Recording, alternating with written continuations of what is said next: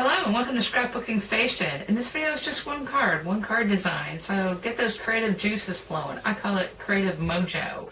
So right from beginning to end, we're going to do this card. I'm going to put the camera over my shoulder and we'll get started. Okay, for this card design, what you're going to need is a wide tent fold card and an embossing folder. And your front of your card needs to be able to fit into your embossing folder. So that kind of determines the size. I've got a 6x6 embossing folder here, and so my finished card is going to be 5.5 by 4 when closed. So you've got that. The next elements are pattern papers, and this comes from Hot Off the Press. It's the Espresso Artful Card Kit, and so there are plenty of patterns to choose from. Then you want two solid colors that coordinate. So I'm going with Stampin' Up's Chocolate Chip, and I'm back to the white, so that's the same color as my base card. The other thing you're going to need, go ahead and ignore these for a second, are die cuts. Of course, this comes right from the Artful Card Kit, so I just punched out the smaller ones. You want kind of smaller die cuts to embellish, but you can cut these out yourself depending on what papers you're going with, of course coordinating, and then a sentiment. And your sentiment needs to be able to fit up into this top right portion.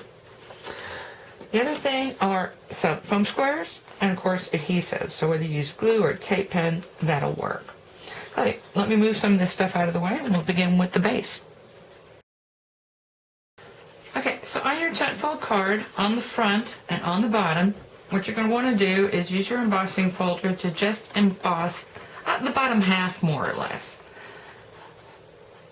Now my embossing folder does have a pattern that is perpendicular or straight, I guess striped straight across or whatever, so I am going to pay attention to make sure this is kind of square to the bottom, that the pattern doesn't go all lopsided. Now if you use an embossing folder with kind of an all over random pattern, you don't have to do that as much because this portion is going to get covered.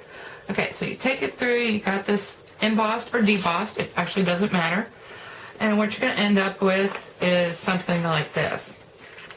Actually, this is a good time to share a little tip and trick. The cardstock I'm using is about 110 pounds. And if you want a little more balance on your tent fold cards, and that's tall tent fold or wide, instead of cutting off this extra ½ inch, because this was an 8.5 by 11 inch piece of paper, I just score it so I can fold that up and it just adds a little more weight on that back panel, and that's really good. Okay, so now what I want to do is create, first off, a strip that goes all the way across, and for this it's better to use one of your patterns that is all inclusive to the other patterns that you're going to use, and Paper Wishes does a really good job of having stripes that do that for you.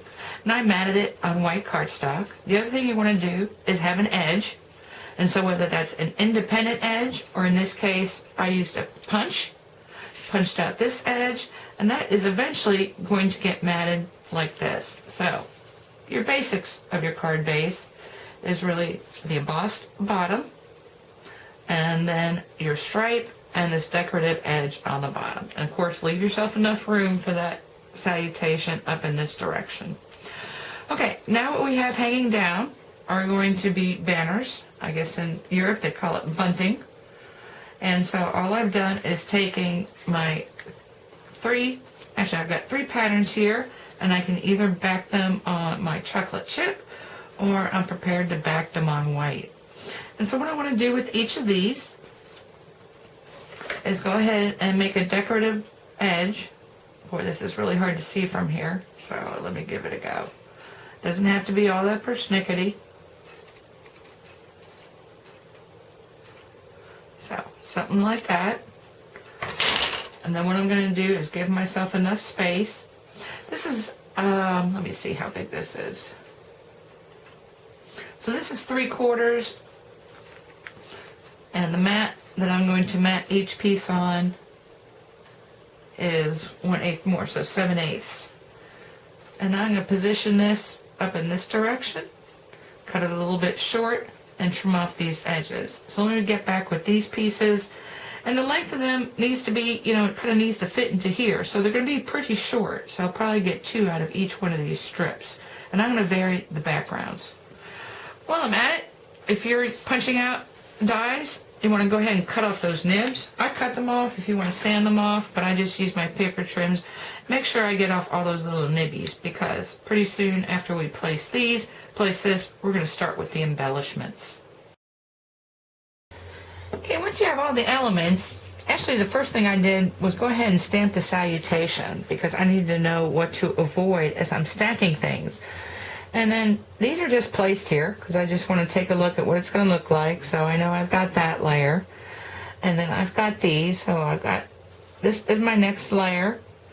I know these need to go on top of this. And so the first thing I want to put down is this guy.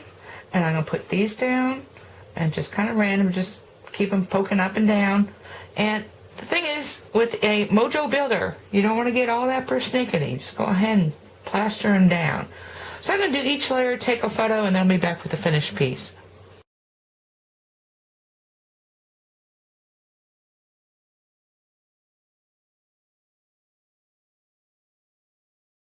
So here's the finished piece. The only thing I actually put up on foam squares was this clock, and that's so I can kind of protect this bow and some of these pearl elements. And actually the inspiration for this came from a crafter from Hobby House that I was watching last night. Loosely translated, it was basically an embossed bottom of your card front, and then also these banner pieces. And so I felt compelled to add some of these pearls. These are Hobby House pearls, and then this bow. So this raised up clock kind of keeps those things protected, and just the matte layer was enough to add dimension to this banners and dimension to the cards in total. On the inside, of course, I talked about having this fold over. I decorated that using, the same elements that I've got on the front of the card. Of course, this was just a leftover. Kind of an added extra is the inside of your card has this nice, in my case, debossed texture. So this is a note card. I had a special request from my daughter because she wanted more just any-day note cards. Of course, I'm always going to make an envelope, and if I use light pattern paper, I like that as the outside of my envelope. So on the inside, it's just white, and that's going to fit in there really nicely. Anyway, like I said, just something to get those creative juices flowing. I hope you took something away with you can use in your own crafting. Thank you for watching.